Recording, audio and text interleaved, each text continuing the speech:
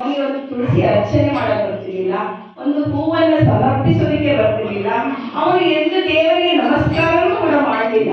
ಅಂತಹ ಒಂದು ಪರಿಸ್ಥಿತಿಯಲ್ಲಿ ಯಾವ ಭಕ್ತ ಇದ್ದ, ಅಂತಹ ಒಂದು ಭಕ್ತನ ಕಥೆಯನ್ನ ನಾ ಈಗ ನಿಮ್ಮ ಎದುರಿಗೆ ಹೇಳ್ತಾ ಇದ್ದೇನೆ. ಅವರು ಕೂರ್ಮದಾಸರು ಅಂತ ಅವರು ಬರ್ತಿರ್ತಾರೆ. ಆ ದಾಸರ ಒಂದು ಕಥೆಯನ್ನ ಹೇಳ್ತೇನೆ ನಿಮಗೆ. ಕಾಶಿ ಪೈಠಣ ಎಂಬ ಒಂದು ಊರಿರುತ್ತೆ. ಆ ಊರಿನಲ್ಲಿ ಬ್ರಾಹ್ಮಣ ದಂಪತಿಗಳಿಗೆ ಒಂದು ಮಗು ಜನನವಾಗುತ್ತೆ. ಆ ಮಗು ಯಾವ ರೀತಿಯಲ್ಲಿ ಇರುತ್ತೆ ಅಂದ್ರೆ, ಆ ಮಗುವಿಗೆ 2 ಕೈಯೂ ಇರೋದಿಲ್ಲ, 2 ಕಾಲು ಇರೋದಿಲ್ಲ.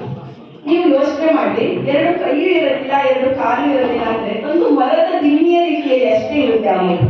ಅಂತಹ ಮಗು ಜನನವಾಗುತ್ತೆ. ಅಂತಹ ಮಗು ಜನನವಾದಾಗ ಆ ತಂದೆ ತಾಯಿಗಳಿಗೆ ಅಪಾರವಾದ ನೋವಾಗುತ್ತೆ, ಇಂತಹ ಮಗು ಜನನವಾಗುತ್ತಲ್ಲ ಅಂತೇಳಿ.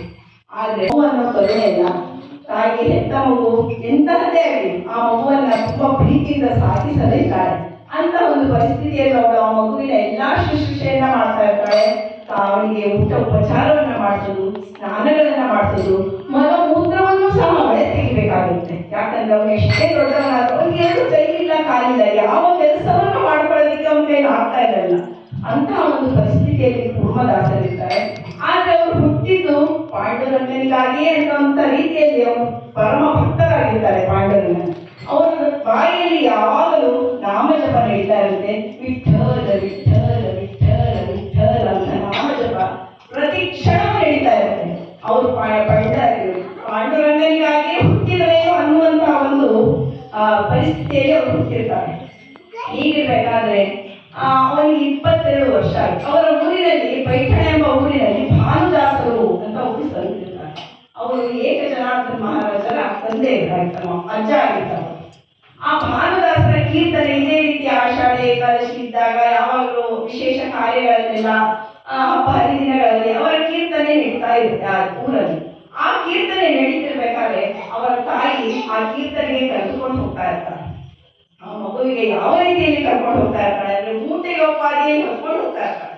ಯಾಕಂದ್ರೆ ಅವನಿಗೆ ಕೈ ಇಲ್ಲ, ಕಾಲಿಲ್ಲ, ನಡೆಯೋಕ್ಕಾಗೋದಿಲ್ಲ ಅಂದಾಗ ಮೂಟೆಗೆ ಒಪ್ಪಾದಿಯಲ್ಲಿ ತಾಯಿ ಹೊತ್ಕೊಂಡು ಹೋಗಿ ಆ ಕೀರ್ತನೆಯಲ್ಲಿ ಕೇಳಿ, ಆ ಕೀರ್ತನೆಯನ್ನು ಕೇಳಿ ಕರ್ಕೊಂಡು ಬರ್ತಾ ಇರ್ತಾಳೆ. ಇದೇ ರೀತಿ ಒಂದು ಕೂರ್ಮದಾಸ ಬೆಳೀತಾ ಇರ್ತಾನೆ. ಅವನಿಗೆ 22ನೇ ವರ್ಷ ಆಗುತ್ತೆ. 22ನೇ ವರ್ಷದ ಯುವಕನಾಗಿರ್ತಾನೆ. ಆದ್ರೂ ಅವನ ಪರಿಸ್ಥಿತಿ ಅದೇ ರೀತಿಯಲ್ಲಿ ಇರುತ್ತೆ. ಆದ್ರೆ ಅವನು ಒಂದು ದಿನವೂ ಪಾಂಡುರಂಗನಿಗೆ ದೂಷಿಸಲಿಲ್ಲ.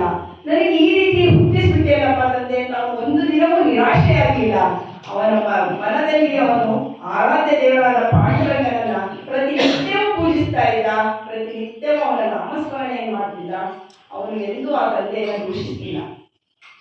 ಬೇರೆಯವರಾದ್ರೆ ಏನ್ ಮಾಡ್ತೀವಿ, ಕೈಯಿಲ್ಲ ಕಾಲಿಲ್ಲ ಅಂದ್ಬಿಟ್ಟೆ, ಅಯ್ಯೋ ಎಂಥ ಮಗು ಹುಟ್ಟಿಸ್ಬಿಟ್ಟೆಪ್ಪ ತಂದೆ, ಇಂಥದ್ದು ಯಾಕೆ ಬೇಕಾಗಿತ್ತಪ್ಪ ಅಂತ ಎಷ್ಟು ಹೇಳ್ಕೊಂಡಿದ್ವೋ, ಅಥವಾ ನಮ್ಗೆ ಇಂಥ ಜನ್ಮ ಯಾಕೆ ಕೊಟ್ಟೆಪ್ಪ ಅಂತ ಹೇಳ್ತಿದ್ವೋ ಇಲ್ಲ.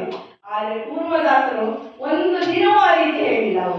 ಅವರು ನನಗೆ ಮನುಷ್ಯ ಜನ್ಮ ಸಿಕ್ಕಿದೆ, ಮನುಷ್ಯ ಜನ್ಮ ಸಿಕ್ಕಿದೆ ಅಂತಾದ್ಮೇಲೆ ನಾನು ಅವನ ನಾಮಜಪವನ್ನ ಮಾಡಬೇಕು, ಅವನಲ್ಲಿ ನಾನು ಭಿನ್ನವಾಗಬೇಕು ಅನ್ನೋದೊಂದೇ ಧ್ಯೇಯ ಇಟ್ಕೊಂಡಿದ್ರು. ಅವರ ಮನಸ್ಸಿನಲ್ಲಿ ಇದ್ದಿದ್ದು ವಿಠಲ ಅನ್ನೋ ಒಂದೇ ಒಂದು ನಾಮಸ್ಮರಣೆ ಇತ್ತು. ಇಂಥದ್ರಲ್ಲೇ ಕಾಲ ಕಳೀತಾ ಇರುತ್ತೆ. ಹೀಗೆ ಒಂದು ದಿನ ಆಷಾಢ ಏಕಾದಶಿ, ಆಷಾಢ ಮಾಸ ಬಂದಿರುತ್ತೆ. ಆಷಾಢ ಮಾಸದಲ್ಲಿ ಭಾನುದಾಸರ ಕೀರ್ತನೆ ದೇವಸ್ಥಾನದಲ್ಲಿ ಅದ್ದೂರಿಯಾಗಿ ನಡೀತಾ ಇರುತ್ತೆ. ತಾಳ ಮೃದಂಗಗಳ ಗರ್ಜನೆ, ಆ ಗಜದಲ್ಲಿ ಅವರು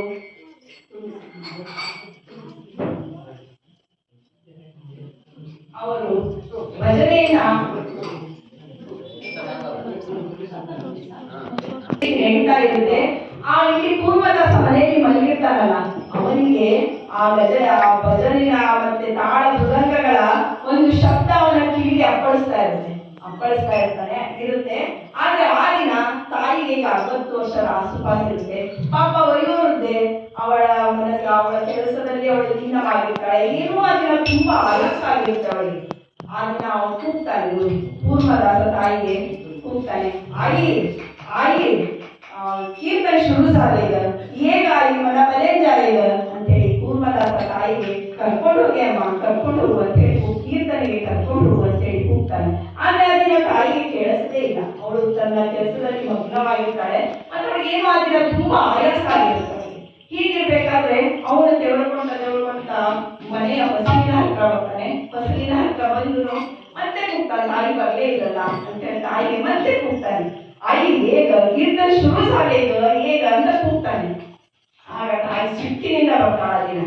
ಯಾಕಂದ್ರೆ ಅವಳಿಗೆ ಅದನ್ನ ಕೆಲಸ ಆಗಿರಲ್ಲ, ಮನೆಯಲ್ಲಿ ಆಯಾಸ ಆಗಿರುತ್ತೆ, ಅದೊಂದು ಭಾರವಾದ ಮನಸ್ಸಿಗೆ ಬರೋದು ಸಿಟ್ಟಿನಿಂದ ಬರ್ತಾಳ. ಒಂದು ಕೂರ್ಮದಾಸನಿಗೆ ಏನಾಗಿದೆಯೋ ನಿನ್ಗೆ, ನಿನ್ಗೆ ಸಣ್ಣವರಲ್ಲ ನೀನು, 22 ವಯಸ್ಸಿನ ಹುಡುಗ ನೀನು, ನಿನ್ಗೆ ಎತ್ಕೊಂಡು ಹೋಗೋದ್ರೆ ನಂದು ಆದತ್ತ, ನಿನ್ಗೆ ಯಾಕಪ್ಪ ಎತ್ಕೊಂಡು ಹೋಗ್ಬೇಕು ಅಂತ ಹೇಳಿ ಸಿಕ್ಕಾಪಟ್ಟೆ ಜೋರು ಮಾಡ್ತಾರೆ ಕೂರ್ಮದಾಸರಿಗೆ. ಆದ್ರೆ ಕೂರ್ಮದಾಸರು ಒಂದು ಸ್ವಲ್ಪವೂ ಅವರ ಮನಸ್ಸಿನಲ್ಲಿ ಬೇಸರ ಮಾಡ್ಕೊಳ್ಳಲ್ಲ, ಕಣ್ಣಲ್ಲಿ ನೀರು ಬರೋದಿಲ್ಲ, ಸನ್ಮುಖಿಯಾಗಿರ್ತಾರೆ. ಹೌದು ಅಮ್ಮ, ಹೌದೇ ಅಮ್ಮ, ನನಗೆ 22 ವರ್ಷ ಆಗಿದೆ, ನಿನಗೆ ನಾನು ಎಲ್ಲ ಕೆಲಸವನ್ನ ನಾನು ಮಾಡ್ಕೊಡ್ಬೇಕಾಯ್ತು, ಈ ಮನೆಯ ಜವಾಬ್ದಾರಿ ಎಲ್ಲ ನಾನು ಕೊಡ್ಬೇಕಾಗಿತ್ತು, ಆದ್ರೆ ನನ್ನನ್ನೇ ಕೊಡುವಂತಹ ಪರಿಸ್ಥಿತಿ ನಿನಗೆ ತಂದು ಕೊಟ್ಬಿಟ್ಟಿದ್ದೇನಮ್ಮ, ಬೇಸರಿಸ್ಕೋಬೇಡಮ್ಮ, ಇದೊಂದು ದಿನ ನನಗೆ ಕೀರ್ತನೆಯನ್ನ ಕೇಳಿಸ್ಬಿಡಮ್ಮ ಅಂತ ಹೇಳಿ ಅವನೇನು ಮನಸ್ಸಿನಲ್ಲಿ ಒಂದು ಗಟ್ಟಿಯಾದ ನಿರ್ಧಾರವನ್ನ ಮಾಡಿಬಿಡ್ತಾನೆ. ಅದೇ ಕ್ಷಣದಲ್ಲಿ ಇದೊಂದು ದಿನ ನೀನು ಕೀರ್ತನೆ ನನ್ನನ್ನ ಕೂರಿಸಿದ್ದೆ ಆದ್ರೆ ನಾನು ಇನ್ನೆಂದು ನಿನಗೆ ಕೀರ್ತನೆ ಕರ್ಕೊಂಡು ಹೋಗುವಂತ ಕೇಳಲ್ಲ ಅಂತೇಳಿ ತಾಯಿಗೆ ಬೇಡ್ಕೊಂತಾನೆ. ಆಗ ತಾಯಿ ಹೆಂಗಳ ಮೇಲೆ ಹೊತ್ಕೊಂಡು ಹೋಗಿ ದೇವಸ್ಥಾನದ ಬಾಗಿಲಲ್ಲಿ ಬಿಟ್ಟು ಹೋದಾಗ ಅವನಿಗೆ ಒಳಗೊಂಡು ಭಾನುದಾಸರ ಕೀರ್ತನೆ ಹೇಳ್ತಾ ಇದೆ. ತುನಿ ಸಂತ ಮಾಯ ಬಾಪ ಅಂತೇಳಿ ಹಾಡು ಹೇಳ್ತಾ ಇರುತ್ತೆ. ಮಾಯ ಬಾಪ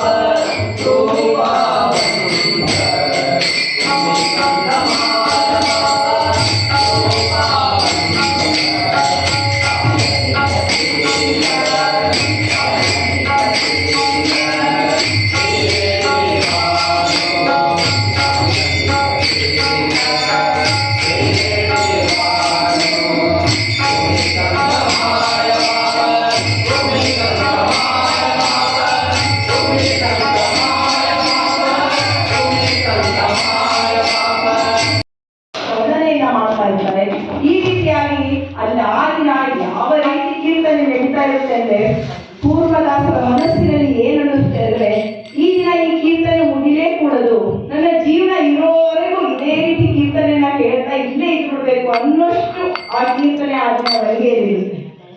ಸಾಧ್ಯವಾದಂತ ಮಾತಪ್ಪ, ನೀನ್ 2 ಕೈಯಿಲ್ಲ ಕಾಲಿಲ್ಲ, ಯಾವ ರೀತಿ ಬರ್ತೀಯ ನೀನು ಅಂತೆಲ್ಲ ಈಗ ನೀವೇ ಹೇಳಿದ್ರಲ್ವಾ, ಒಮ್ಮೆ ಆದ್ರೂ ಮನುಷ್ಯನಾಗಿ ಹುಟ್ಟಿದ ಮೇಲೆ ಭೈರವಪುರ ನೋಡ್ಬೇಕು, ವಿಠಲನ ದರ್ಶನವನ್ನ ಮಾಡ್ಬೇಕು ಅಂತ ನೀವೇ ಹೇಳಿದ್ರಲ್ಲ ಈಗ ತಾನೇ. ಹಾಗಾದ್ಮೇಲೆ ನಾವು ಒಮ್ಮೆ ಆದ್ರೂ ಅವನನ್ನ ನೋಡ್ಲೇಬೇಕು ಅಂತ ದೃಢ ನಿರ್ಧಾರವನ್ನ ಮಾಡಿದ್ದೇನೆ ಅಂತ ಹೇಳ್ತಾನೆ. ನೀವು ಒಮ್ಮೆ ಹೂ ಅಂದ್ರಿ ಸಾಕು, ನೀವು ಒಮ್ಮೆ ಹೂ ಅಂತಿದ್ದೆ ಆದ್ರೆ ಸಾಕು, ನಾನ್ ಬರ್ತೇನೆ ಭೈರವಪುರಕ್ಕೆ ಅಂತ ಹೇಳ್ತಾನೆ. ಅವನೇ ಹೂ ಅಂತ ಹೇಳಿ ಆಗ್ಲಿಯಪ್ಪ ಅಂತ ಹೇಳಿ ಹೋಗ್ಬಿಡ್ತಾನೆ ಭಾನುದಾಸ. ಅದೇ ಕ್ಷಣದಿಂದ ಭಾನುದಾಸರು ಯೋಚನೆಯನ್ನ ಮಾಡಿ 2 ಕೈಯಿಲ್ಲ 2 ಕಾಲಿಲ್ಲ, ತನ್ನ ದೇಹದಿಂದ ತೆಗೆದುಕೊಂಡು ಮುಂದಿನ ಊರಿಗೆ ಹೋಗಕ್ಕೆ ಪ್ರಾರಂಭ ಮಾಡಿಬಿಡ್ತಾನೆ ಆ ಕ್ಷಣದಿಂದ. ಇದೇ ರೀತಿ ಹೋಗ್ತಾ ಸುಮ್ಮನೆ ಆಗುತ್ತಾ ತನ್ನ ಮುಳ್ಳಲ್ಲಿ ತೆಗೆದುಕೊಂಡು ಹೋಗೋದು ಅಂದ್ರೆ ಫುಲ್ ಮೈಯೆಲ್ಲ ರಕ್ತ ಸಿದ್ಧವಾಗೋಗುತ್ತೆ. ಬಹಳನೇ ಕಷ್ಟಪಟ್ಟು ಅವನು ತೆಗೆದುಕೊಳ್ತಾ ಹೋಗಿ ಪಂಡರಿ ಯಾತ್ರೆ ಬರುವುದ ಮುಂಚೆ ಅವನು ಆ ಊರಿಗೆ ಹೋಗಿ ಹೀಗೆ ಸಂತರು ಬರ್ತಾ ಇದ್ದಾರೆ, ಅವರ ಸೇವೆಯನ್ನ ಮಾಡೋದಕ್ಕೆ ನೀವೆಲ್ಲ ವ್ಯವಸ್ಥೆಯನ್ನ ಮಾಡ್ಕೊಳ್ರಿ, ಅವರು ಉಳಿಲಿಕ್ಕೆ ವ್ಯವಸ್ಥೆಯನ್ನ ಮಾಡ್ಕೊಳ್ರಿ, ಅವರ ಊಟ ಉಪಚಾರದ ವ್ಯವಸ್ಥೆಯನ್ನ ಮಾಡ್ಕೊಳ್ರಿ ಅಂತೇಳಿ ಕೂರ್ಮದಾಸ ಅದನ್ನೆಲ್ಲ ಹೇಳ್ತಾ ಪ್ರಚಾರ ಮಾಡ್ತಾ ಹೋಗ್ತಾ ಇರ್ತಾನೆ. ಆದ್ರೆ ಅವನು ಒಂದು ತೊಟ್ಟು ನೀರು ಸಹ ಎಲ್ಲೂ ಕುಡಿಯಲ್ಲ, ಅವಳು ಅನ್ನವನ್ನು ತಿನ್ನೋದಿಲ್ಲ. ಯಾಕೆ ಅಂತ ಹೇಳಿದ್ರೆ ಮನೆಯಲ್ಲಾದ್ರೆ ತಾಯಿ ಅವನ ಮಲಮೂತ್ರವನ್ನ ಸ್ವಚ್ಛ ಮಾಡ್ತಾ ಇದ್ರು, ಆದ್ರೆ ಇಲ್ಲಿ ಯಾರು ಮಾಡ್ತಾರೆ? ಆ ರೀತಿಯಾಗಿ ಅವನು ಉಪವಾಸದಿಂದ ಅವನು ತನ್ನ ಯಾತ್ರೆಯನ್ನ ಪ್ರಾರಂಭ ಮಾಡಿರ್ತಾನೆ. ಒಂದು ತೊಟ್ಟು ನೀರು ಕುಡಿಯಲ್ಲ, ಅವಳು ಅನ್ನವನ್ನು ತಿನ್ನೋದಿಲ್ಲ. ಈ ರೀತಿಯಾಗಿ ಬರಿಯ ವಿಠಲ ವಿಠಲ ವಿಠಲ ವಿಠಲ ವಿಠಲ ಅಂದ್ಕೊಂಡು ಅವನ ಒಂದು ಯಾತ್ರೆಯನ್ನ ಪ್ರಾರಂಭ ಮಾಡಿರ್ತಾನೆ. ಅದನ್ನ ನಾವು ಸುಮ್ಮನೆ ಕೇಳೋದಲ್ಲ, ಆಲೋಚನೆಯನ್ನ ಮಾಡಿದ್ರು ಎಷ್ಟು ಕಷ್ಟ ಅಸಾಧ್ಯ ಅನ್ನೋದನ್ನ ನೀವು ತಿಳ್ಕೋಬೇಕು. ಇವನು ಹೀಗೆ ತೆವಳ್ತಾ ಮೈಯೆಲ್ಲ ರಕ್ತ ಆಗೋಗಿರುತ್ತೆ, ಗಾಯಗಳಾಗಿರುತ್ತೆ. ಇಂಥದ್ರಲ್ಲಿ ಮಾತ್ರ ಅವನು ಒಂದು ಕಣ್ಣಿನಲ್ಲಿರೋ ಒಂದು ಚೈತನ್ಯದ ಕಡಿಮೆ ಮಾಡ್ಕೊಳಲ್ಲ, ಮನಸ್ಸಿನಲ್ಲಿ ಒಂದು ದೃಢ ನಿರ್ಧಾರವನ್ನ ಮಾಡಿರ್ತಾನೆ. ಅವನು ಪಾಂಡುರಂಗನನ್ನ ನೋಡ್ಲೇಬೇಕು ಅನ್ನುವಂಥದ್ದು. ಆ ಪಾಂಡುರಂಗನನ್ನ ನೋಡ್ಲೇಬೇಕು, ನನ್ನ ಈ ಜನ್ಮವನ್ನ ನಾನು ಸಾರ್ಥಕ ಮಾಡಿಕೊಳ್ಬೇಕು, ಮತ್ತೆ ಈ ಜನ್ಮದಲ್ಲಿ ನಾನು ಬರಕೂಡದು, ಅಂದ್ರೆ ಈ ಜನ್ಮ ಅಂದ್ರೆ ಯೋನಿಗಳಲ್ಲಿ ಮತ್ತೆ ಮತ್ತೆ ಮತ್ತೆ ಹುಟ್ಟಿ ಬರಬಾರದು ನಾನು ಅನ್ನುವಂಥ ಒಂದು ದೃಢ ನಿರ್ಧಾರವನ್ನು ಮಾಡಿರ್ತಾನೆ ಪೂರ್ವದಾಸರು. ಹೀಗೆ ತೆವಳ್ತಾ ತೆವಳ್ತಾ ತೆವಳ್ತಾ ಅವನು ಲಹುಳಾಂಬ ಊರಿಗೆ ಬರ್ತಾನೆ. ಲಹುಳಾಂನ ಊರಿಗೆ ಬಂದಾಗ ಅವನ ಅವಸ್ಥೆ ತುಂಬಾ ಅಂದ್ರೆ ತುಂಬಾ ದೀನಾವಸ್ಥೆ ಆಗೋಗಿತ್ತು ಅವನಿಗೆ. ಮುಂದೆ ಒಂದು ಸ್ವಲ್ಪ ಅವನು ತೆವಳುತ್ತೀನಿ ಅನ್ನುವಂತಹ ಭರವಸೆನೇ ಕಳ್ಕೊಂಡ್ಬಿಟ್ಟಿರ್ತಾನೆ. ಕಣ್ಣು ಬಿಡೋಕ್ಕಾಗ್ತಾ ಇರಲ್ಲ. ಯಾಕಂದ್ರೆ ಉಪವಾಸದಿಂದ ಅವನು ಅಷ್ಟೊಂದು ಗಾಯಗಳೆಲ್ಲ ಆಗಿ ಮೈ ಮೇಲೆ ಬರ್ತಾ ಇದ್ದಾನೆ ಅಂದ್ರೆ ಅದೆಷ್ಟು ತ್ರಾಸಾಗಿದ್ದಿರ್ಬೋದು. ಈ ರೀತಿ ತೆವಳ್ತಾ ತೆವಳ್ತಾ ಬಂದು ಲಹುಳ ಎಂಬ ಊರಲ್ಲಿ ನಿಸ್ತೇಜವಾಗಿ ಬಿಟ್ಟಿರ್ತಾನೆ. ಅಂದ್ರೆ ಅವನು ಮುಂದೆ ಹೋಗಕ್ಕೆ ಅಸಾಧ್ಯ ಅನ್ನುವಂತ ಒಂದು ಪರಿಸ್ಥಿತಿಯಲ್ಲಿ ಅವನು ಬಿದ್ದೋಗ್ಬಿಟ್ಟಿರ್ತಾನೆ. ಆಗ ಇವರ ಹಿಂದೆ ಹಿಂದೆ ಇವರು ಯಾತ್ರೆ ಬರ್ತಾ ಇತ್ತಲ್ಲ, ದಿಂಡಿ ಯಾತ್ರೆ, ಅವರು ಬಂದು ಆಗ ಭಾನುದಾಸರು ಕೂರ್ಮದಾಸರು ಬಿದ್ದಿರೋದನ್ನ ನೋಡ್ತಾರೆ. ಅವನು ಗಳ ಗಳ ಗಳ ಹತ್ತು ಬಿಡ್ತಾನೆ. ಅವನಿಗೆ ನೋಡಿ ಎಂಥ ಪರಿಸ್ಥಿತಿಯಲ್ಲಿ ಮಾಡ್ಕೊಂಡ್ಬಿಟ್ಟಿದೆಯಾ ಕೂರ್ಮದಾಸ, ಕಾಯಿ ಹುಲರೆ ಬಾಳ ತುಲ, ಕಾಯಿ ಹುಲರೆ ಬಾಳ ಅಂತೇಳಿ ಅವ್ರ ಮಗು ರೀತಿ ಅವನಿಗೆ ಬಹಳ ಪ್ರೀತಿಯನ್ನ ಮಾಡಿ ನಾನೇನು ಪಂಡ್ರಾಪುರಕ್ಕೆ ಕರ್ಕೊಂಡು ಹೋಗ್ತೇನೆ ನಡೆ ಅಂತ ಹೇಳ್ತಾನೆ. ಆದ್ರೆ ಅವನು ಬರೋದಿಲ್ಲ. ಇಲ್ಲ ಇಲ್ಲ, ನಾ ಅಲ್ಲಿವರೆಗೆ ನನ್ನ ದೇಹ ಅಲ್ಲಿವರೆಗೆ ಹೋಗುತ್ತೆ ಅನ್ನೋ ಭರವಸೆಯೇ ನನಗೆ ಇಲ್ಲ, ನಾನು ಇನ್ನು ಬರೋದಿಕ್ಕೆ ಆಗೋದಿಲ್ಲ. ಆದ್ರೆ ನನ್ನ ಒಂದು ಸಂದೇಶವನ್ನ ಆ ಪಾಂಡುರಂಗನಿಗೆ ಮುಟ್ಟಿಸ್ಬಿಡ್ರಿ ಅಂತ ಅವನು ಅಂತ ಒಂದು ಕಣ್ಣು ಬಿಡೋದಿಕ್ಕೂ ಸಾಧ್ಯ ಇಲ್ಲ ಅಂತ ಒಂದು ಪರಿಸ್ಥಿತಿಯಲ್ಲಿ ಹೇಳ್ತಾನೆ. ಏನಪ್ಪ ಹೇಳ್ತಾನೆ ಅಂದ್ರೆ, ನೀವು ಪಂಡರಾಪುರಕ್ಕೆ ಹೋಗಿ ಚಂದ್ರಭಾಗದಲ್ಲಿ ಸ್ನಾನವನ್ನ ಮಾಡಿ ನನ್ನ ಪಾಂಡುರಂಗನ ದರ್ಶನವನ್ನ ಮಾಡಲಿಕ್ಕೆ ನೀವು ಹೋದಾಗ ಅವನಲ್ಲಿ ನನ್ನದೊಂದು ನಮಸ್ಕಾರವನ್ನು ಅವನಿಗೆ ತಿಳಿಸ್ಬಿಡಿ. ನನ್ನ ಒಂದು ನಮಸ್ಕಾರವನ್ನ ತಿಳಿಸಿ, ನಿನ್ನ ಕೂರ್ಮದಾಸ ಇಲ್ಲಿ ಕಾಯ್ತಾ ಇದ್ದಾನೆ, ಲಹುಳ ಎಂಬಲ್ಲಿ ಕಾಯ್ತಾ ಇದ್ದಾನೆ ಅಂತ ಹೇಳಿ ಪಾಂಡುರಂಗನಿಗೆ ಒಂದು ಸಂದೇಶವನ್ನು ಮುಟ್ಟಿಸ್ಬಿಡಿ ಅಂತ ಹೇಳ್ತಾನೆ ಭಾನುದಾಸರು ಬಹಳನೇ ನೊಂದ್ಕೊಂಡು ಭಾರವಾದ ಮನಸ್ಸಿನಿಂದ ಪಂಡರಾಪುರಕ್ಕೆ ಬರ್ತಾರೆ. ಪಂಡರಾಪುರದಲ್ಲಿ ಒಂದು ಚಂದ್ರಭಾಗದಲ್ಲಿ ಸ್ನಾನವನ್ನ ಮಾಡಿ ವಿಠ್ಠಲನ ಎದುರಿಗೆ ಬಂದು ಗಳ ಗಳ ಗಳ ಅಳ್ತಾ ನಿಲ್ತಾರೆ. ಅಳ್ತಾ ಅಳ್ತಾ ಹೇಳ್ತಾ ಇದ್ದಾರೆ, ಹೇ ವಿಠ್ಠಲ, ಕೈ ಕಾಲಿರುವಂತ ನಾವು ಬರುವಂತ ವಾರಿ ಯಾವ ದೊಡ್ಡದಪ್ಪ, ಏನು ದೊಡ್ಡದಲ್ಲ. ಅಲ್ಲೊಬ್ಬ ನಿನ್ನ ಭಕ್ತ ಕಾಯ್ತಾ ಇದ್ದಾನೆ, ನಿನ್ನ ಒಂದು ನಮಸ್ಕಾರವನ್ನ ತಿಳಿಸಿದ್ದಾನೆ. ಅವನು ಕೂರ್ಮದಾಸ ಲಹುಳ ಎಂಬ ಊರಿನಲ್ಲಿ ನಿಸ್ತೇಜವಾಗಿ ಬಿದ್ದಿದ್ದಾನೆ ಪಾಂಡುರಂಗ ಅಂತ ಹೇಳ್ತಾ ಇದ್ದಂಗೆ ಪಾಂಡುರಂಗನ ಆ ಕಲ್ಲಿನ ಮೂರ್ತಿಯಲ್ಲಿ ಬೆವರು ಬಿಡೋದಕ್ಕೆ ಶುರು ಆಗ್ತಂತೆ. ಬೆವರು ಬಿಟ್ಟಿದ್ದೆ ತರ ಅವನು ಪಾಂಡುರಂಗನ ಕಣ್ಣಿನಲ್ಲಿ ಗಳಗಳಗಳ ನೀರು ಸುರಿಯಕ್ಕೆ ಪ್ರಾರಂಭ ಆಗುತ್ತಂತೆ. ನೋಡಿ, ಎಲ್ಲ ಕಥೆಯಲ್ಲಿ ಏನು ಕೇಳಿದ್ದೇವೆ ನಾವು, ದೇವರಿಗಾಗಿ ಭಕ್ತ ಅಳೋದನ್ನ ಕೇಳಿದ್ದೇವೆ, ಕಷ್ಟ ಪಡೋದನ್ನ ನೋಡಿದ್ದೇವೆ. ಆದ್ರೆ ಇಲ್ಲಿ ಒಂದು ಭಕ್ತನಿಗಾಗಿ ಪಾಂಡುರಂಗನೇ ಅಳ್ತಾ ಇದ್ದಾನೆ. ಅವನಿಗಾಗಿ ಓಡೋಡಿ ಬರ್ತಾನೆ, ಇಟ್ಟಿಗೆಯಿಂದ ಇಳಿದು ಭೂಮಿಗೆ ಬಂದು ಓಡೋಡಿ ಲಹುಳಕ್ಕೆ ಬರ್ತಾನೆ. ಯಾವ ರೀತಿ ಬರ್ತಾನೆ ಅಂದ್ರೆ ಲೇಕರುವಾಳ ಇಲ್ಲಿದೆ ನೋಡಿ, ಲೇಕರುವಾಳ ವಿಠ್ಠಲ ಅದೇ ರೀತಿ ತನ್ನ ಸ್ವಂತ ಮಕ್ಕಳಿಗೆಲ್ಲ ತನ್ನ ಮಕ್ಕಳು ಅಂತ ತಿಳ್ಕೊಂಡಿರ್ತಾರೆ, ಸಂತರಿಗೆಲ್ಲ ತನ್ನ ಮಗು ಅಂತ ತಿಳ್ಕೊಳ್ಳುವಂತ ತಾಯಿ ಅಂತ. ಅದಕ್ಕೆ ಅವನಿಗೆ ಮಾವುಲಿ, ವಿಠು ಮಾವುಲಿ ಅಂತ ಯಾಕಂತಾರೆ ಅಂದ್ರೆ ಅವನು ತಾಯಿಯ ಹೃದಯದವನು ನಮ್ಮ ವಿಠ್ಠಲ. ಅವನಿಗೆ ಬಹಳ ಜಪ ತಪ ಏನು ಮಾಡೋದು ಬೇಡ, ನೀವು ನಾಮಸ್ಮರಣೆ ಮಾಡಿ ಅವನ ಭಜನೆಯನ್ನ ಮಾಡಿ, ಅದು ಯಾವ ರೀತಿಯಲ್ಲಿ ಅವನ ಮನವನ್ನು ಮುಟ್ಟುವ ರೀತಿಯಲ್ಲಿ ಭಜನೆ ಮಾಡಿ ಸಾಕು, ನಿಮಗೆ ಮೋಕ್ಷವನ್ನ ಕೊಡ್ತೇನೆ ಅಂತ ಹೇಳಿದ್ದಾರೆ ಪಾಂಡುರಂಗ. ಎಲ್ಲ ದೇವರುಗಳು ಒಂದೊಂದು ಆಯುಧವನ್ನ ಇಟ್ಕೊಂಡು ನಿಂತಿರ್ತಾರೆ, ಆದ್ರೆ ನಮ್ಮ ಪಾಂಡುರಂಗ ಆಗಲ್ಲ. ಭಕ್ತರ ಬರುವಿಕೆಗಾಗಿ ಕಾಯುವಂತ ಸೊಂಟದ ಮೇಲೆ ಕೈಯನ್ನ ಇಟ್ಕೊಂಡು ಕಾಯ್ತಾ ಇರ್ತಾರೆ ನಮ್ಮ ಪಾಂಡುರಂಗ. ಅಂತಹ ಕರುಣಾಮಯಿ ಅವನು, ಅಂತಹ ಪಾಂಡುರಂಗ. ನೋಡಿ, ಸತ್ಯಯುಗದಲ್ಲಿ ನಾವು ದೇವರನ್ನ ಕಾಣಬೇಕು ಅಂದ್ರೆ ಬಹಳ ಕಷ್ಟವನ್ನ ಪಡಬೇಕಾಗುತ್ತೆ. ಆಗ ಜ್ಞಾನಯೋಗ, ಜ್ಞಾನವನ್ನ ಬಹಳವಾಗಿ ಹೆಚ್ಚಿಸಿ ತಿಳಿದು ಆನಂತರದಲ್ಲಿ ದೇವರನ್ನ ಕಾಣಬೇಕಾಗಿದೆ. ಅದು ಬಹಳ ಕಷ್ಟಕರವಾದಂತ ಒಂದು ಪರಿಸ್ಥಿತಿ ಸತ್ಯಯುಗದಲ್ಲಿ ದೇವರನ್ನ ಕಾಣೋದು ಅಂದ್ರೆ. ಆ ನಂತರದಲ್ಲಿ ತ್ರೇತಾಯುಗದಲ್ಲಿ ಧ್ಯಾನ ಯೋಗ ಅಂದ್ರೆ ಕಠಿಣವಾದ ತಪಸ್ಸುಗಳನ್ನ ಮಾಡ್ತಿದ್ರು, ಗಂಟಿ ಕಾಲಿನಲ್ಲಿ ನಿಲ್ಲೋದು, ಉಪವಾಸ ವ್ರತಗಳನ್ನ ಮಾಡ್ತಿದ್ರು. ಅದೇ ರೀತಿ ಬಿಸಿಲು ಮಳೆ ಗಾಳಿ ಅನ್ನದೇ ಒಂಟಿ ಕಾಲಿನಲ್ಲಿ ನಿಂತು ತಪಸ್ಸನ್ನ ಮಾಡಿ ದೇವರನ್ನ ಒಲಿಸಿಕೊಳ್ತಿದ್ರು.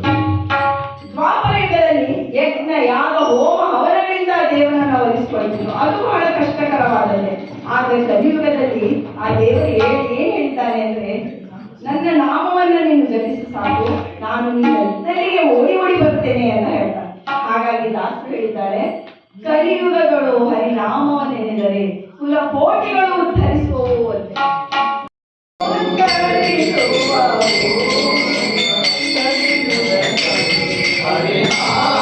ಹರಿನಾಮವನ್ನೆನೆದರೆ ಕುಲಕೋಟಿಗಳು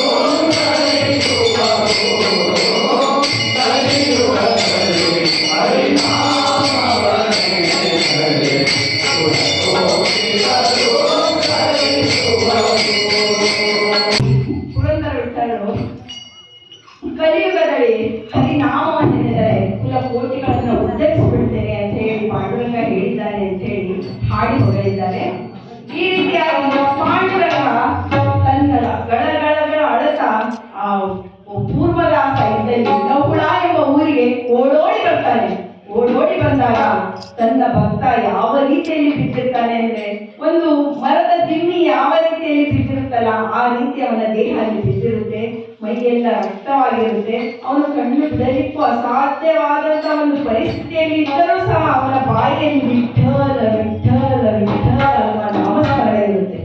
ಯಾವುದೇ ನೋವಿದ್ರೂ ಸಹ ಅವನ ಬಾಯಿಯಲ್ಲಿ ವಿಠಲ ಅನ್ನೋದನ್ನು ಮಾತ್ರ ಅವನು ನಿಲ್ಲಿಸ್ತಿರ್ಲಿಲ್ಲ. ಅಂತ ವಿಠಲನ ಜಪವನ್ನ ಮಾಡ್ತಿದ್ದಾಗ ವಿಠಲ ಓಡೋಡಿ ಬರ್ತಾನೆ. ಓಡೋಡಿ ಬಂದು ಅವನಿಗೆ ತನ್ನ ತೊಡೆಯ ಮೇಲೆ ಮಲಗಿಸ್ಕೊಳ್ತಾನೆ. ತೊಡೆಯ ಮೇಲೆ ಮಲಗಿಸ್ಕೊಂಡು, ಏನು ಮಾಡ್ಕೊಬಿಟ್ಟು ಕೂರ್ಮದಾಸ ನೀನು, ನಾನು ಬಂದಿದ್ದೀನಿ ನೋಡು ಅಂತ ಹೇಳಿ ಹೇಳಿದಾಗ ಅವನು ನಿಧಾನಕ್ಕೆ ಕಣ್ಣನ್ನ ತೆರೆದು ನೋಡ್ತಾನೆ. ಆ ಕಿನಾಂಡ ಕೋಟಿ ಬ್ರಹ್ಮಾಂಡ ನಾಯಕನಾದಂತಹ ವಿಠಲ ಅವನ ಕಣ್ಣೆದುರಿಗೆ ಇದ್ದಾನೆ. ಅವನ ಕಣ್ಣೆದುರಿಗೆ ಇದ್ದ ಅದನ್ನು ನೋಡಿ ಅವನಿಗೆ ತುಂಬಾ ಸಂತೋಷ ಆಗುತ್ತೆ. ಬಂದ್ಯಾ ತಂದೆ, ನನ್ನ ಒಂದು ಮಾತಿಗೆ ನೀನು ಓಡೋಡಿ ಬಂದಿಲ್ಲ ಅಂತ ಹೇಳಿ ಬಹಳ ಅವನಿಗೆ ಖುಷಿ ಆಗುತ್ತೆ. ಆ ನಂತರದಲ್ಲಿ ವಿಠಲ ಹೇಳ್ತಾನೆ, ನಿನಗೆ ಏನು ಬೇಕು ಕೇಳು ಕೂರ್ಮ, ನೀನು ಕೇಳಿದ್ದನ್ನ ನಾನು ಕೊಡ್ತೇನೆ ಅಂತ ವಿಠಲ ಹೇಳಿದಾಗ ಅವನಿಗೆ ಏನ್ ಬೇಕಾದ್ರೂ ಕೇಳ್ಬೋದಿತ್ತು. ನನಗೆ ಕೈ ಇಲ್ಲ, ಕಾಲಿಲ್ಲ, ಅಂತಸ್ ಬೇಕು, ಅದು ಬೇಕು, ಇದ್ರ ಬಗ್ಗೆ ಏನ್ ಬೇಕಾದ್ರೂ ಕೇಳ್ಬೋದಿತ್ತು. ವಿಠಲ ಕಣ್ಣೆದುರಿಗೆ ನಿಂತು ಕೇಳ್ತಾ ಇದ್ದಾನೆ, ನಿನಗೆ ಏನು ಬೇಕು ಅಂತ ಹೇಳಿ. ಆದ್ರೆ ಕೂರ್ಮದಾಸರು ಏನನ್ನೂ ಕೇಳಲಿಲ್ಲ. ಈಗ ನೀನು ಬಂದಿದೆಯಲ್ಲ, ಇನ್ನು ನನ್ನನ್ನು ಬಿಟ್ಟು ನೀನು ಹೋಗಕೂಡದು ಅಂತ ಹೇಳಿ ಅವನ ಭಾಷೆ ತಗೊಂಡಾನೆ. ಇನ್ನು ನೀನು ನನ್ನನ್ನು ಬಿಟ್ಟು ಹೋಗಕೂಡದು ಅಂತ ಹೇಳಿದಾಗ ಅವನ ಪ್ರಾಣ ಪಕ್ಷಿ ಹಾರಿ ಆ ವಿಠಲದಲ್ಲಿ ಲೀನವಾಗಿರುತ್ತೆ. ಕೂರ್ಮದಾಸರ ಪ್ರಾಣ ಪಕ್ಷಿ ವಿಠಲದಲ್ಲಿ ಲೀನವಾಗಿ ಆ ವಿಠಲ ದೇವರು ಲಹುಳ ಎಂಬ ಊರಿನಲ್ಲೇ ನಿಂತು ಬಿಡ್ತಾನೆ. ಈಗಲೂ ಸಹ ಲಹುಳ ಎಂಬ ಊರಿನಲ್ಲಿ ಪಂಡರಾಪುರದಷ್ಟೇ ಯಾತ್ರಿಗಳು ಅಲ್ಲೂ ಬರ್ತಾರೆ. ಅಲ್ಲೂ ಪಾಂಡುರಂಗನ ಭಜನೆ ಕೀರ್ತನೆ ಯಾವ ರೀತಿಯಲ್ಲಿ ಪಂಡರಾಪುರದಲ್ಲಿ ನಡೆಯುತ್ತಲ್ಲ ಅದೇ ರೀತಿ ಲಹುಳ ಎಂಬ ಊರಿನಲ್ಲೂ ಸಹ ನಡೆಯುತ್ತದೆ. ಈ ರೀತಿಯಾಗಿ ಕೂರ್ಮದಾಸರು ವಿಠಲನನ್ನ ಕಾಣುವ ತವಕದಿಂದ ಓಡೋಡಿ ಲಹುಳ ಎಂಬಲ್ಲಿಗೆ ಬಂದ. ಅಲ್ಲಿ ಅವನ ಸಮಾಧಿಯೂ ಕೂಡ ಈಗಲೂ ಇದೆ ಅಂತೆ. ಕೂರ್ಮದಾಸರ ಒಂದು ಸಮಾಧಿ ಲಹುಳ ಎಂಬ ಊರಿನಲ್ಲಿ, ಅದು ಪಂಡರಾಪುರದ ಸಮೀಪವೇ ಇದೆ ಅಂತೆ. ಅವರು ಅಷ್ಟು ದೂರ ಬಂದರೂ ಪಂಡರಾಪುರಕ್ಕೆ ಹೋಗ್ಲಿಕ್ಕೆ ಆಗಲಿಲ್ಲ. ಆದ್ರೆ ಪಂಡರಾಪುರದಿಂದ ಪಾಂಡುರಂಗನೇ ಅವನಿದ್ದಲ್ಲಿಗೆ ಬಂದಾದ್ಮೇಲೆ ನಮ್ಮ ಪಾಂಡುರಂಗ ಅದೆಷ್ಟು ಕರುಣಾಮಯಿ, ಅದೆಷ್ಟು ಅವನ ಭಾವ ಭಕ್ತಿ ಇಷ್ಟು ಪರಮೋಚ್ಚವಾಗಿತ್ತು ಅಂತ ಹೇಳೋದಕ್ಕೆ ಇದೇ ಕಾರಣ. ಅವನ ಭಾವದ ಭಕ್ತಿ ಅವನ ಶಕ್ತಿ ಆಗಿತ್ತು. ಭಾವಿವೀಣ ಭಕ್ತಿ, ಭಕ್ತಿವೀಣ ಮುಕ್ತಿ, ಭಕ್ತಿವೀಣ ಶಕ್ತಿ ಬೋಧನೆ ಅಂತೇಳಿ ಒಂದು ಅಭಂಗದಲ್ಲಿ ಜ್ಞಾನೇಶ್ವರ ಮಹಾರಾಜರು ಭಾವ ಹೇಗೆ ಇರಬೇಕು ಭಾವ ಅನ್ನೋದನ್ನ ಹಾಡಿ ಹೊಗಳಿದ್ದಾರೆ. ಭಕ್ತಿ ಭಕ್ತಿ ವೀಣ ಮುಕ್ತಿ ಬಯಲಿನ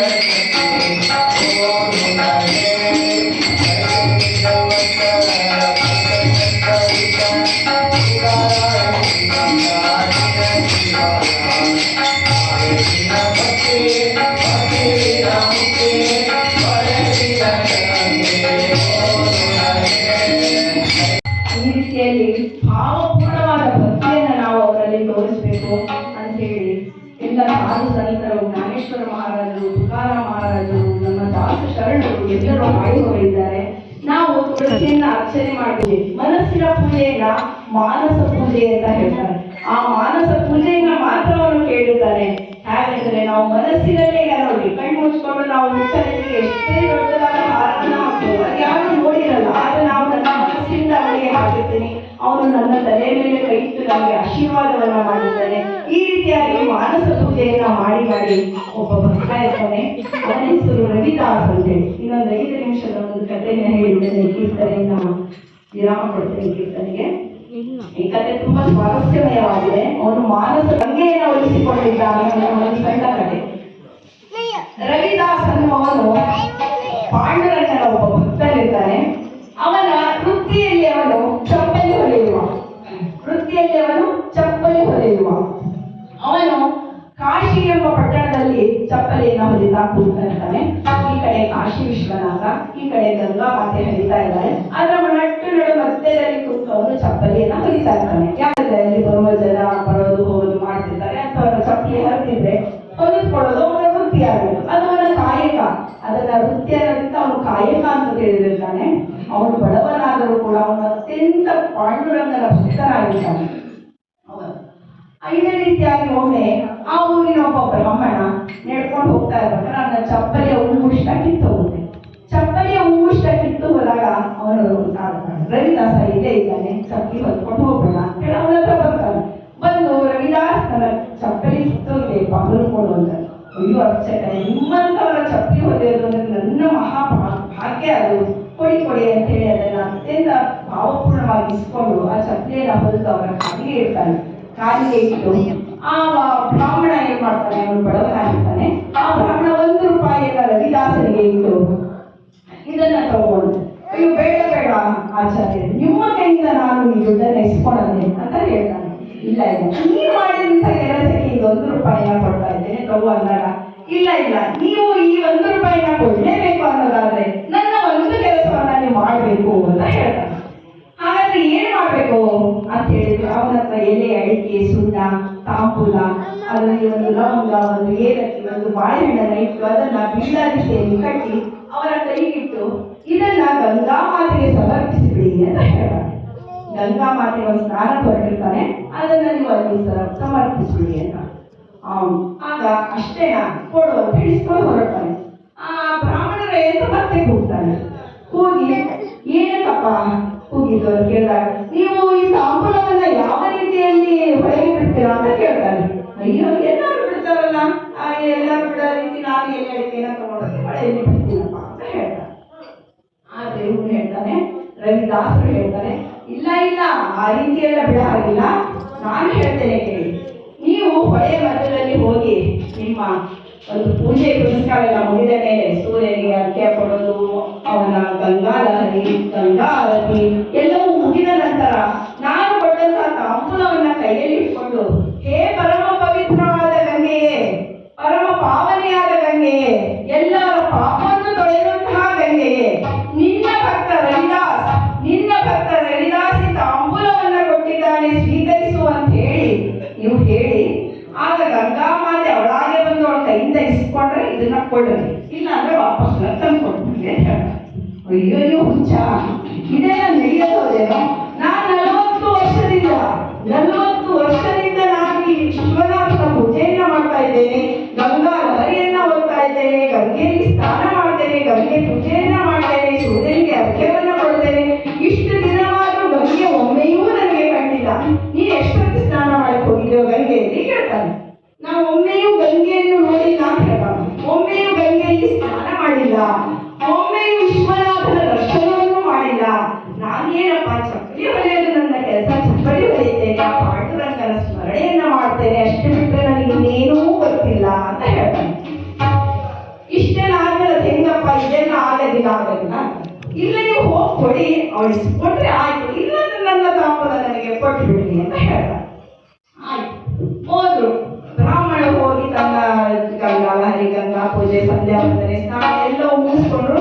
ಇನ್ನೇನು ಹೊರಡಬೇಕು ಅನ್ನೋದ್ರಾಗ ಹೋಗ್ತಾನೆ. ರವಿದಾಸ್ ಕೊಟ್ಟಂತಹ ತಾಂಬೂಲ ಇದೆಯಲ್ಲ, ನೋಡೇ ಬಿಡೋಣ, ಅವನು ಹೇಳ್ದಂಗೆ ಮಾಡೋಣ ಅಂತ ಹೇಳಿ ನಿಂತು ಅವನು, ಹೇ ಪರಮ ಪವಿತ್ರವಾದ ಗಂಗೆಯೇ, ಹೇ ಎಲ್ಲರ ಪಾಪವನ್ನು ತೊಳೆಯುವಂತಹ ಗಂಗೆಯೇ, ನಿನ್ನ ಭಕ್ತ ರವಿದಾಸಿ ತಾಂಬೂಲವನ್ನ ಕೊಟ್ಟಿದ್ದಾನೆ ಅಂತ ಹೇಳ್ತಿದ್ದಂಗೆ ಆ ಹೊಳೆಯ ಗಂಗಾ ನದಿಯಿಂದ 2 ಕೈಗಳು ತುಂಬಾ ಬಂಗಾರದ ಬಳೆಗಳಿಂದ ವಿಜೃಂಭಿಸುತ್ತಿರುವ 2 ಕೈಗಳು ಬಂದು ಆ ತಾಂಬೂಲವನ್ನು ಇಸ್ಕೊಂಡು ಹೋಗ್ಬಿಡುತ್ತೆ. ಇದನ್ನ ನೋಡಿ, ತಾಂಬೂಲವನ್ನು ಇಸ್ಕೊಳ್ಳಿಕ್ಕೆ ಕೈಯಲ್ಲಿ ಬರ್ತಾರೆ. ಅದನ್ನ ನೋಡಿ ಈ ಭಟ್ರಿಗೆ ಇದೆಯಲ್ಲ, ಬ್ರಾಹ್ಮಣರಿಗೆ ದಂಕಾಗುತ್ತಾನು. ಅಯ್ಯೋಯ್ಯೋ, ಇದೇನು ಆಶ್ಚರ್ಯ, ಅವನಿಗೆ ನಾನು ನಿಜವಾಗಿ ನೋಡ್ತಾ ಇದ್ದೇನೆ ಅನ್ನೋಕ್ಕೂ ನಂಬಲಿಕ್ಕೆ ಸಾಧ್ಯವಾಗೋದಿಲ್ಲ. ಆ ರೀತಿಯಾಗಿ ಬಂದ್ಬಿಟ್ಟಿರುತ್ತೆ 2 ಕೈಗಳು. ಅವನು ನಡುತ್ತಾ ಕೈಯಿಂದ, ನಡೆದೋ ಒಂದು ಕೈಯಿಂದ ಆ ತಾಂಬೂಲವನ್ನ ಗಂಗೆ ಮಾತೆಗೆ ಅರ್ಪಿಸ್ತಾನೆ. ಆ ಗಂಗಾ ಮಾತೆ ಹಂಗೆ ಒಳಗೆ ಹೋಗ್ತಾಳೆ. ಮತ್ತೆ ಸ್ವಲ್ಪ ಸಮಯದ ನಂತರ ಮತ್ತೆ ಹೊರಗೆ ಬಂದು ಒಂದು ಖಡ್ಗವನ್ನ ಕೈಯಲ್ಲಿ ಇಟ್ಕೊಂಡು ಅದನ್ನ ರವಿದಾಸನಿಗೆ ಕೊಡು ಅಂತ ಹೇಳಿ ಒಂದು ಖಡ್ಗವನ್ನ ಬ್ರಾಹ್ಮಣನ ಕೈಯಲ್ಲಿ ಇಟ್ಟು ಗಂಗಾ ಮಾತೆ ಅದೃಶ್ಯನಾಗುತ್ತಾಳೆ. ಈ ರೀತಿ ಇರ್ಬೇಕಾದ್ರೆ ಆ ಬಂಗಾರದ ಬಳೆಯನ್ನ ನೋಡಿದ್ರೆ, ಆ ಖಡ್ಗವನ್ನ ನೋಡಿದ್ರೆ, ಇಷ್ಟು ಸೂರ್ಯನ ಪ್ರಕಾಶ ಇರುತ್ತೇನೋ ಅಂತ ಅಷ್ಟು ಪ್ರಕಾಶಮಾನವಾಗಿರುತ್ತೆ ಆ ಬಂಗಾರದ ಬಳೆ. ಅದನ್ನ ನೋಡಿದ ಬ್ರಾಹ್ಮಣನ ಮನಸ್ಸು ಚಂಚಲವಾಗುತ್ತೆ. ಚಂಚಲವಾಗಿ ಅವನಿಗೂ ಬ್ರಾಹ್ಮಣ ಬಿಡ್ತಾನೆ. ಇನ್ನು ಹೋಗ್ಬೇಕಾಯ್ತಲ್ಲ ಅಡ್ಡದಾಗಿ ಹಿಡಿದು ತನ್ನ ಮನೆಗೆ ಹೋಗ್ಬಿಡ್ತಾನೆ. ಹೋಗಿ ಹೆಂಡತಿಯ ಕೈಯಲ್ಲಿ ಆ ಬಳೆಯನ್ನ ಕೊಡ್ತಾನೆ. ಆ ಅವರ ಮನೆಯಲ್ಲಿ ಕತ್ತಲಾಗಿರುತ್ತೆ, ಒಂದು ದೀಪದ ಬೆಳಕಿನಲ್ಲಿ ಇರ್ತಾರೆ. ಈ ಬಳೆಯನ್ನ ತೆಗೆದುಕೊಂಡು ಹೋಗ್ತಿದ್ದಂಗೆ ಸೂರ್ಯನ ಪ್ರಕಾಶ ಆಗ್ತಿದೆಯೇನೋ ಅವರ ಮನೆಯಲ್ಲಿ ಅನ್ನೋ ರೀತಿಯಲ್ಲಿ ಬೆಳಕು ಬಂದ್ಬಿಟ್ಟಿತ್ತು ಅವ್ರ ಮನೆಯಲ್ಲಿ. ಅಯ್ಯೋ ಇವ್ರು ಎಂತಹ ಬಳೆಯನ್ನ ತಂದಿದ್ರಿ ನೀವು, ಇಂತಹ ಬಳೆ ನಮ್ಮನೆಗೆ ಇಟ್ಕೊಳ್ಳೋದಲ್ಲ ಇದು, ಇದೆಲ್ಲ ನೀವು ರಾಜನಿಗೆ ಒಪ್ಪಿಸ್ಬಿಡ್ರಿ ಅಂತ ಹೇಳಿ ಹೆಂಡತಿ ಏನ್ ಮಾಡ್ತಾರೆ, ಆ ಬ್ರಾಹ್ಮಣರಿಗೆ ರಾಜನ ಮೇಲೆ ಕಳಿಸ್ಬಿಡ್ತಾರೆ. ಆಯ್ತು, ಹೆಂಡತಿ ಹೇಳಿದ್ರೆ ಕೇಳ್ಬೇಕಲ್ಲ, ಮತ್ತೆ ಅವರೇನಾದ್ರು ಬಹುಮಾನ ಕೊಟ್ಟರೆ ತಗೋಬರಿ ಸಾಕು ನಮಗೆ, ಈ ಬಂಗಾರದವರು ಇಟ್ಕೊಂಡಾಗ ನಾವು ಏನ್ ಮಾಡ್ಬೇಕು ಅಂತ ಹೇಳಿ ಹೆಂಡತಿ ರವಿದಾಸರಿಗೆ ಬ್ರಾಹ್ಮಣರಿಗೆ ರಾಜನ ಹತ್ರ ಕಳಿಸ್ತಾರೆ. ರಾಜನಿಗೆ ಹೋಗಿ ಆ ಬಂಗಾರದ ಬಳೆಯನ್ನ ಕೊಡ್ತಾರೆ. ಓಹೋ ಎಂತ ಅದ್ಭುತವಾದ ಬಳೆ ಇದೆ ಅಂತ ಹೇಳಿ ಎಲ್ಲ ಅವನಿಗೆ ಬೇಕಾದ ದಿನಸಿ ಧಾನ್ಯ ಹಣ ಕಾಸು ಎಲ್ಲವನ್ನು ಬ್ರಾಹ್ಮಣರಿಗೆ ಕೊಟ್ಟು ಕಳಿಸ್ತಾರೆ.